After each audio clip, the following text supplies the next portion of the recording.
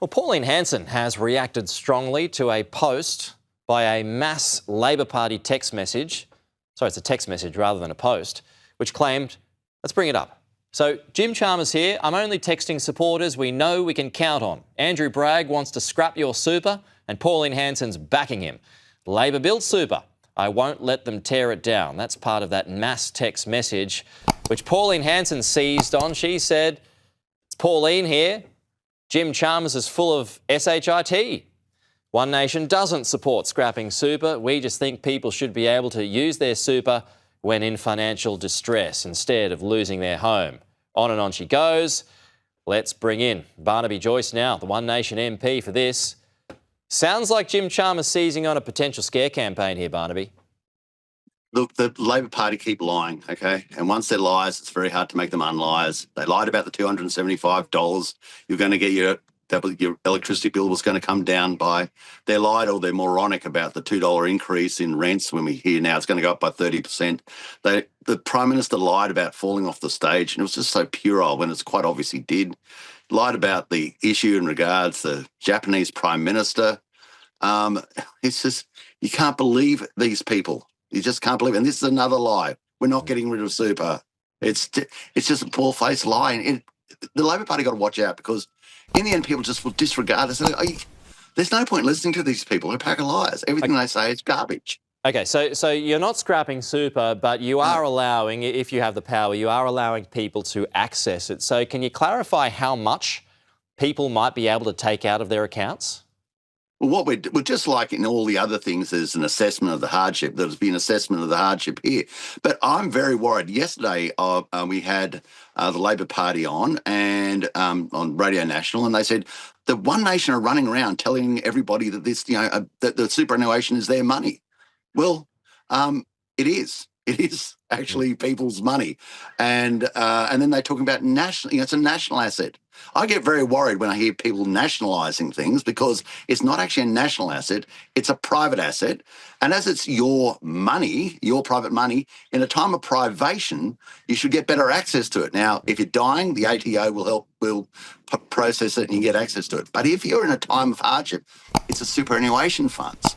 And if you want to see an arduous process, try and get access to your money from the superannuation fund that wants to keep it.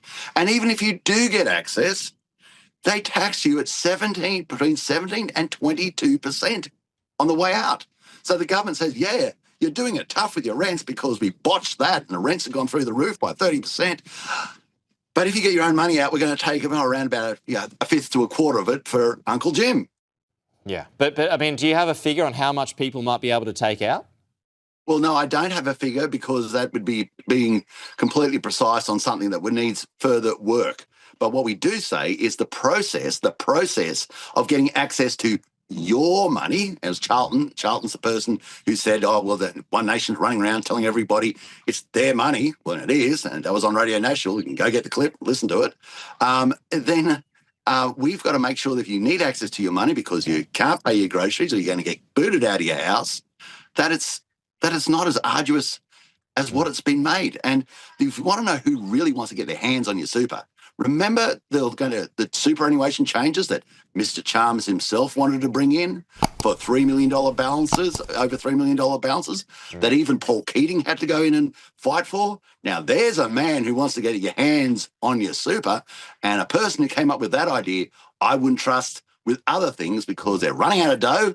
They've got $4.5 trillion in super, and we know where the liars will go. Yeah. But, I mean, if you're taking it out, you'd have to concede that it would cost them in the long run by restricting the effects of compound interest? Well, if you lose your house, that costs you a bit of money in the long run too, doesn't it, I suppose? If you're booted out, if you can't pay your rent and your whole life is turned upside down, and so you basically can't operate as a normal person, and which helps you hold down a job, that's going to hurt you in the long run too. Okay. I mean, this is super's there to help you when you don't have money. Sure. I mean, would there be a way to guarantee that people use it on homes, though? I mean, because you had those issues in COVID times where people were able to access their super but were spending it on items that didn't seem that important at the time. That's correct. As we said, we are in the broad, we're just saying it's your money and you should have better access to it in a time of crisis. Now, because you go online, just slowly try and walk yourself through the process of getting your money back from your super in a time of crisis. Good luck. And they talk about 26 weeks on Social Security. A lot of people aren't on Social Security. They've got a job. They just can't get through because of lunatic decisions like the Labor Party have brought through, which is going to put up rents by 30%. So says the banks and Ray White. Yeah, but I mean, I guess the issue is you can't guarantee that people are going to spend it on housing. Well, if you can't pay your rent, that would sound like a pretty good place to spend it, wouldn't it? Yeah, it would. Another thing this morning, we've got a few things to race through. I know you've got to go, but the opposition is not publicly putting a figure on it, but it's reportedly pursuing an 80% cut to the tobacco excise. Are we at imitation flattery again? I'm just going to give them the roadmap to the One Nation party room meetings. I think it's better. I feel like you got to look around the room for the bugs. Like, let's all talk into glasses, because out there the poor old Liberal Party and the coalition are sitting there and we'll copy this. I mean, the other day the capacity investment schemes, they discovered that the capacity investment schemes that underwrite the swindle factories, the large scale solar and wind, are a rip-off. And next minute, they're talking like it's an epiphany. That's something we've been banging on for ages about. And now we're saying we were going to reduce tobacco excise, and sure enough, out they charge. We're going to do it too. Sometimes I feel like, taunting them and saying, tomorrow One Nation are going to all wear frilly pink ties. And wait at the doors. They'll all be coming through with frilly pink ties. So, I mean, if the excise is slashed, though, but more people buy cigarettes legally, what do you calculate the revenue raise to be? Well, what we had back in 22-23, Pete, was over $12 billion in revenue. What we had last year was over $4 billion in revenue. So we've been smashed in the excise we're collecting. And that money, instead of going to the taxpayers, going to the mafia so that they can build up their hold on the drug trade in regional towns and the city. So that where we are at the moment is a very bad idea. And it works on basic economics. If we bring down the price, we're going to get more people buying legal cigarettes. There will always be a premium between legal and illegal, but I think people will be willing to pay it because they know what's in the legal cigarettes that are killing them, as opposed to the illegal cigarettes which are going to kill them. And that's something it's just simple economics. And anybody who said, look, if you believe that you're just going to get more excise, well, why don't you put the price of cigarettes up to $100 and you should get lots and lots of money, but of course you won't get in. But they'll still be smoking. They'll just be smoking a legal cigarette. I was just going to squeeze this in too. I mean, the veteran community filthy at the Veterans Minister, Matt Keogh, at the moment over a row over allied health caps. There is a push for him to step aside from his role. He's maintaining his position at the moment. Have you got a thought on that, Barnaby? I think Matt's a good guy, but he's too weak in cabinet because he's not actually there. I think the Labor Party as a bloc overlooked the veterans community.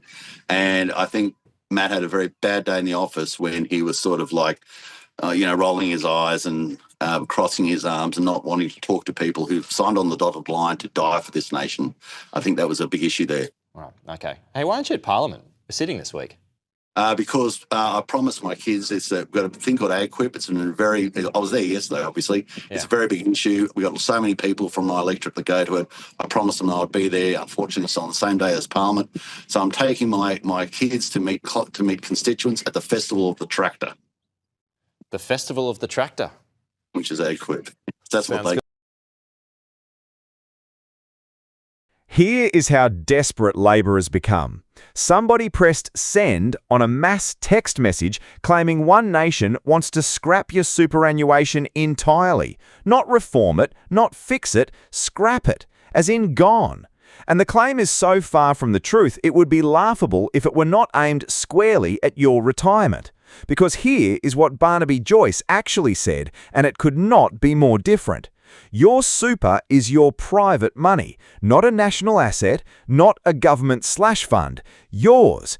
And if you are staring down the barrel of homelessness, or you can't pay the rent, or the grocery bill has you reaching for the credit card, you should be able to access your own money without begging a faceless fund for permission. That is the entire policy. Early access in genuine hardship. Case by case, not a fixed number pulled out of thin air, not a cap engineered to keep your cash locked away, just the radical idea that a person in crisis should be able to touch the money they earned. And for the armchair economists fretting over compound interest, here's the blunt answer. Losing your house costs you far more than a temporary dip in returns ever will. Meanwhile, look at what the current system does to you while you wait. You are slugged up to 22% in tax just to reach into your own pocket.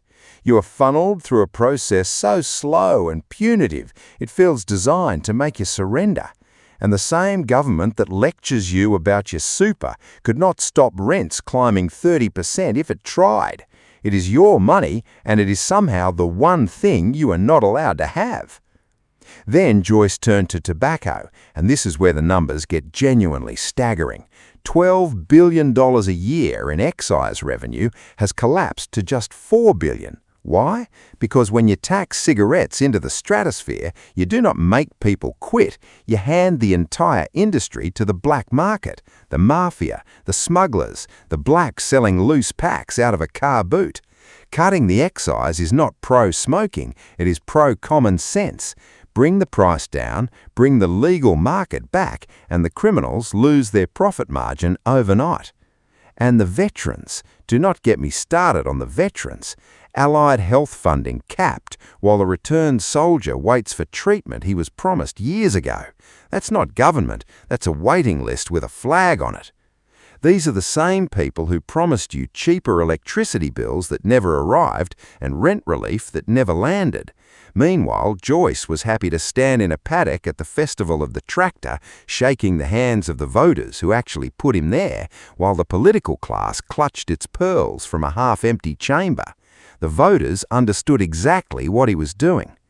Real quick, if you're enjoying this, don't forget to like and subscribe. It takes 1 second and it genuinely keeps the lights on. Your money, your choice. That's the entire pitch. Not a slogan, not a scare campaign, just the radical idea that a politician should answer to the people who elected them and actually do the thing they promised.